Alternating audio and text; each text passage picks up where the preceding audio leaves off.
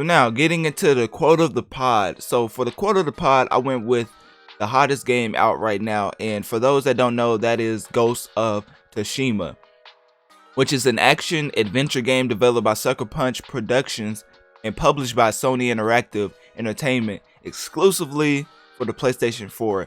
So this is another exclusive dub for the PlayStation ponies out there.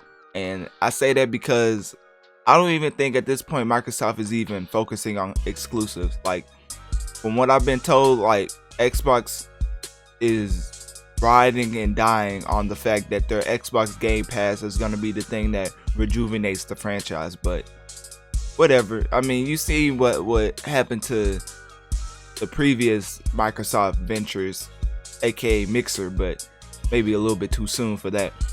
But as far as Ghost of Tsushima, it's exclusively for the PlayStation 4, and right now it's just getting nothing but positive reviews. Everybody's talking good about the game and saying it's a great, visually great game, gameplay mechanics wise, and just everything. So we're gonna get into some of the reviews that, well, first we're gonna start with the IGN reviews, and then we're gonna get into the review roundup. So for the IGN review, basically they were saying, you know, IGN, they write a whole 6,000 page article just to tell you that the game looks good. But basically they were saying that it's pretty huge. Basically, it's a great samurai adventure for those who are into that type of stuff, and it's rewarding throughout the whole 40 to 50 hours, which when I was watching gameplay, I could tell that the side missions, because sometimes when you play a game, the side missions are just like there with no benefits whatsoever. Like, you finish the side mission and you don't get anything new. But for Ghost of Tsushima, am I saying that game right? I don't even know if I'm saying the name right. Anyways,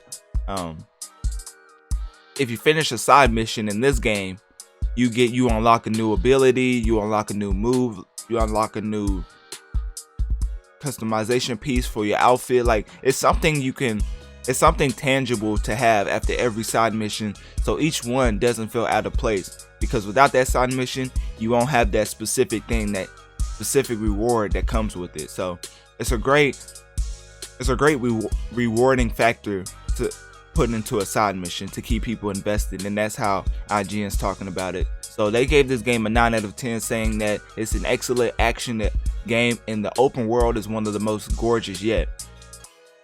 Which, I don't know why people are bringing out the graphically enhanced games so late into the console cycle. Like, we're about to be into the next gen PS5 and Xbox Series X generation. So, like, for these games to be pushing the graphics so much on the current gen, it just makes me wonder what would that game have looked like if they would have waited for the next gen titles. But that's my only like nitpick about this game, and that's not even a nitpick really. It's still a great game. But it's $60 right now. I don't know if it's on sale anywhere, but as of right now, it's $60. As of me making this video, July 19th, this is definitely still $60, which it should be, because it came out like 2 days ago, I believe. But getting into some of the other reviews, GameSpot gave this game a 7 out of 10, saying that the third and final act is very rewarding, as a rewarding ending to the entire game. Comic book, I don't really. Then you have IGNs, you have Kotaku, they haven't scored it yet. There's a lot of these haven't scored it yet because the game like basically just came out. Some people have early access, like the IGNs and GameSpots, but for the other gamers out there, we still have to wait for the actual release date. So yeah, that's probably why some of these haven't put their scores out. But for the most part, all of these scores are really good. All these scores are basically 8 out of 10, 4 out of 5. So basically, everybody loves this game. I haven't seen anybody really talk bad about it. I mean, I don't know how you would be able to when the game looks as good as it does, but you know, people will find a way to talk bad about anything really. But Ghost of Tsushima, some of the things that stood out to me by watching the gameplay is just playing throughout the game. or watching somebody play throughout the game, there's a whole win mechanic to get you to mission, to get you from mission to mission. And it's because they go with that minimalist look and take away certain things that kind of clutter the screen sometimes, like with all your HUDs and different tips and tricks. Like they really went for a simple look to keep you immersed in the world. And that win mechanic is kind of fitting because like the whole game, the main character's cape, I don't know what his name is, but his cape just kept floating in the air like he was out of a Disney movie. That was weird to me. Like they really went crazy with the win mechanics, but I don't know, each his own. But other like tangible nitpicks I had about the game is that sometimes when you're trying to take out people stealth wise, it's kind of funky. As even just watching it's kind of, you can tell that it wasn't the most focused on part of the game, the stealth mechanics, because it's just really like you could like certain like I don't know how to explain it, because certain games do the stealth mechanics justice, and then when you come to another game, it's just off a little bit. Like you can tell something is off, and I don't know what to compare it to. I see a lot of people trying to compare this game to Sekiro. Ghost of Tsushima and Sekiro is two totally different games, and I don't think you'll be able to tell by just looking at it, but if you play the game, it's totally different. The game that I would compare it to is probably like a Assassin's Creed type game. So if you like those type games, you would definitely like Ghost of Tsushima. Sekiro is more of a Dark Souls type game. So basically that's a good comparison. That's comparing to Sekiro to Ghost of Tsushima is like trying to compare Dark Souls to Assassin's Creed. Like it's totally different. And just because Sekiro and Ghost of Tsushima kind of look alike, well, not kind of, they do look alike because they take inspiration from samurai arts, doesn't mean that it's the exact same game. But besides that, I mean, it wasn't really too much to talk about with Ghost of Tsushima. Another thing that I did want to get into, which is like some quick tips, like just for people trying to start out the game. Just somebody who wanted to pick it up and want to ask, what should I do when I start the game, or what should I look for? Because I do the same thing. Like I'm not trying to start from scratch. If other people are playing it, I want them to give me tips so I don't have to go through the same obstacles that they go through. But anyway, so some 6 quick tips for getting started for Ghost of Tsushima.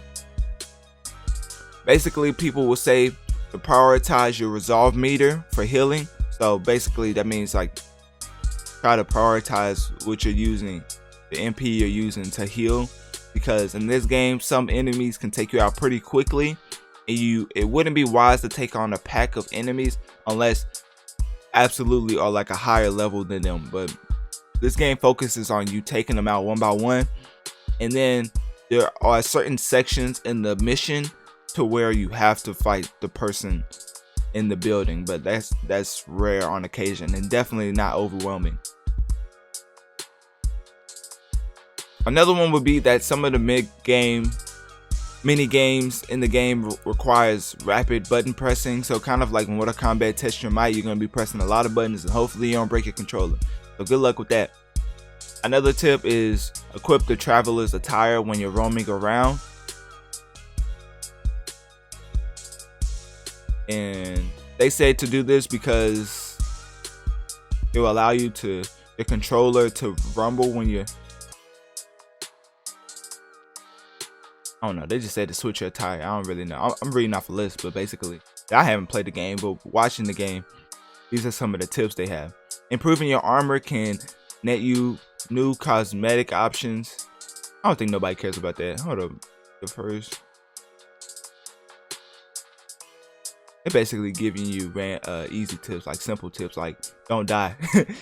Like not dying in the game helps you get further through the story, like tips like that. We're gonna skip that, but basically I tried to help y'all out. I should have tried to help y'all out, but basically in the game, from what I was watching, you just gotta be stealthy and do the side missions, because those will make you more powerful when you do the main missions. And it's just one of those games that it's a whole open world, so it lets you do whatever you want to.